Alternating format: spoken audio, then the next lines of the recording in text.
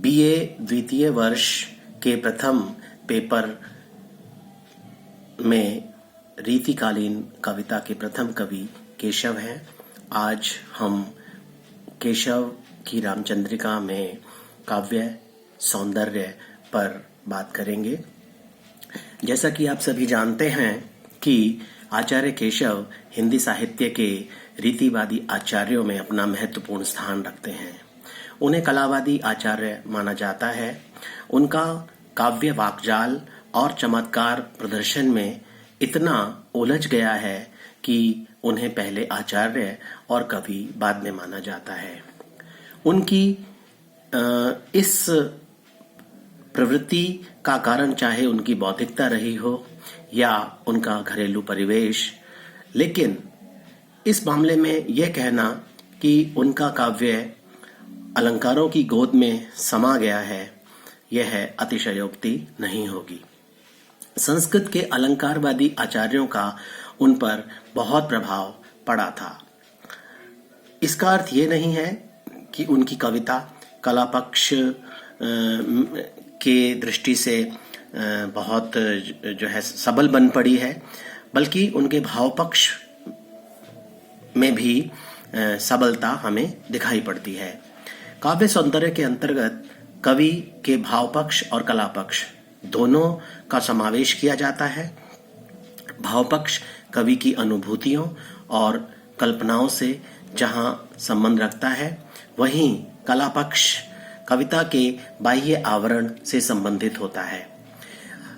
बाह्य आवरण में भाषा, छंद, शैली, अलंकार योजना आदि सभी को समाहित किया जाता है। जहां तक केशव के काव्य के भाव पक्ष के बारे में हम बात करें तो हमें दिखाई पड़ता है कि उनका मन भावों की अपेक्षा कला में अधिक रमा है।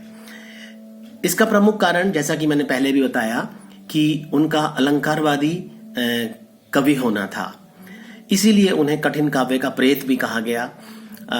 कई विद्वानों ने उन्हें कवि हृदय नहीं मिला था, ऐसी बात भी कही। लेकिन रामचंद्रिका लिखते समय उन्होंने अपने कवित्व परिचय देने के स्थान पर आचार्यत्व का परिचय बहुत अच्छी तरह से दिया है। कुछ विद्वान उनकी रामचंद्रिका को छंदों का अजायब घर भी कहते हैं। इस निरूपण की दृष्टि से रामचंद्रिका में अनेक ऐसी जगह हैं जहां कवि की प्रतिभा की प्रशंसा किए बिना नहीं रहा जा सकता। जहां तक हम रस वर्णन की बात करते हैं, केशव दास ने रामचंद्रिका में लगभग सभी रसों का वर्णन किया है।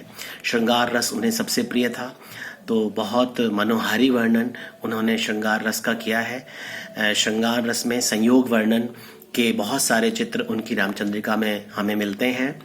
वन गमन के समय ग्रामवासी जब सीता, राम और लक्ष्मण को जिज्ञासा के भाव से देखते हैं तो माँ सीता के मन में अपार आनंद दिखाई पड़ता है। ग्रामीण स्त्रियां सीता के सौंदर्य का अवलोकन कर बड़े भाव विभोर होकर उनसे बातचीत करती हैं। तो इस समय के जो श्रृंगारिक वर्णन है वो बहुत सुंदर हैं। ठीक इसी प्रकार से वियोग श्रृंगार के चित्र भी रामचंद्रिका में बहुत जगहों पर मिलते हैं। जब रावण सीता का अपहरण कर उन्हें लंका ले जाता है, तब वे अपने पति राम को याद करती हैं और उनके वियोग में अश्रुपात करती हैं। इसी प्रकार इधर राम भी सीता के लिए बहुत दुखी हो रहे होते हैं। उनकी विरह व्यथा का चित्रण अशोक वाटिका में हनुमान जी के समक्ष सीता जो है वो करती हैं।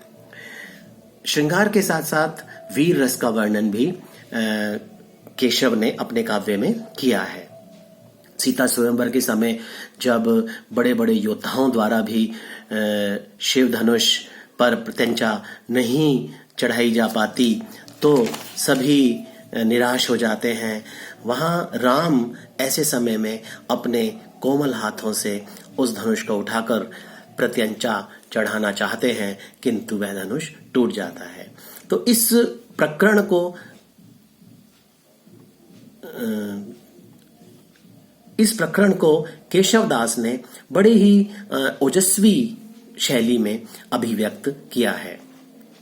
रौद्र रस, भक्ति रस, शांत रस, इन सभी रसों का वर्णन भी रामचंद्रिका में मिलता है। धनुष टूट जाने पर परशुराम का आना, उनका क्रोधित होना और लक्ष्मण के साथ उनका संवाद तथा गणेश वंदना, सरस्वती वंदना, भगवान राम की वंदना, इन सभी स्थानों पर रौद्र रस और भक्ति रस का बहुत सुंदर परिपाक उनके रामचंद्रिका में हुआ है।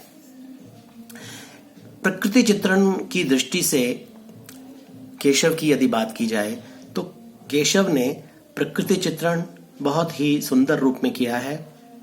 उन्होंने वृक्षों, फलों, फूलों आदि के बहुत सुंदर चित्रण किए हैं, लेकिन उन्होंने ऋतु वर्णन की दृष्टि से यदि देखा जाए तो ऋतु वर्णन जो है वो बहुत बहुत कम किया है। अब यदि हम कला पक्ष की दृष्टि से केशव के काव्य को देखें तो सबसे पहले हम भाषा को लेते हैं। केशव का काव्य ब्रज भाषा का काव्य है, संस्कृत निष्ठ है, उसमें बुंदेलखंडी और अरबी फारसी के शब्दों का भी प्रयोग बहुतायत मात्रा में हुआ है। केशव का भाषा पर पूरा अधिकार है। उन्होंने अपना पांडित्य प्रदर्शन भी किया है। श्लेष और विरोधाभासों की भरमार ने उनकी भाषा को कठिन बना दिया है और उनकी भाषा में मुहावरों और लोकोक्तियों का भी प्रयोग खूब हुआ है। भाषा को समझने के लिए रस, छंद, अलंकार आदि के ज्ञान के साथ ही साथ ज्योतिष आदि अन्य शास्त्रों का भी ज्ञान उनको था और उन्होंने उसका वर्णन अपनी रामचंद्रिका में किया है। छंद योजना की दृष्टि से देखें तो जैसा कि हम पहले कहते आए हैं कि केशव के काव्य की दृष्टि से यदि हम वर्णन करते हैं, उन पर दृष्टिपात करते हैं तो केशव आचार्य पहले थे, कवि बाद में। तो यही कारण है कि उन्होंने विषय वर्णन के हिसाब से छंदों का प्रयोग किया है और उनकी रामचंद्रिका इस बात का सबूत है। रामचंद्रिका में इतने सारे छंदों का उन्होंने वर्णन किया है, इसीलिए कुछ विद्वान रामचंद्रिका को छंदों का अजायब घर भी कहते हैं। सभी प्रकार के छंदों के उदाहरण रामचंद्रिका में विद्यमान है। अलंकार योजना की दृष्टि से भी हम केशव का वर्णन करते हैं। केशव को अलंकारों से बड़ा मोह था। उन्होंने स्वयं इस बात को स्वीकार किया है। भूषण बिनु न बिराजई कविता बनिता मित्र, जब वो ये कहते हैं तो उनका अलंकार प्रेम ही हमारे सामने आता है। उन्होंने कविता को अलंकारों से खूब सजाया है। उनकी इस अलंकार छटा में भाव पक्ष भी दबसा गया है। शब्दालंकार और अर्थालंकार दोनों के प्रति उनकी गहरी दिलचस्पी हमें दिखाई देती है।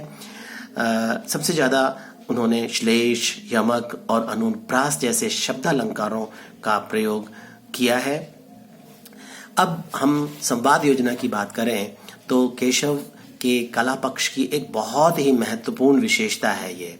संवाद योजना की दृष्टि से हम यदि देखते हैं तो संवादों में संक्षिप्तता, उत्सुकता, रोचकता, सरलता, अभिनयता आदि जितने भी अपेक्षित गुण संवाद योजना में होने चाहिए वे हमें दिखाई पड़ते हैं। उनके संवादों का रामचंद्रिका को सफल बनाने में बहुत बड़ा महत्वपूर्ण योगदान रहा है। इस प्रकार यदि संक्षेप में कहा जाए कि केशव अपनी काव्य कला में, अपने काव्य सौंदर्य में जहां भाव पक्ष के वर्णन में थोड़ा कमजोर रहे हैं, वहीं कला पक्ष के वर्णन में वे सबल और बहुत चमत्कारी रहे हैं। इसलिए हिंदी साहित्य के रीतिकालीन आचार्यों में उनका विशिष्ट स्थान है। धन्यवाद।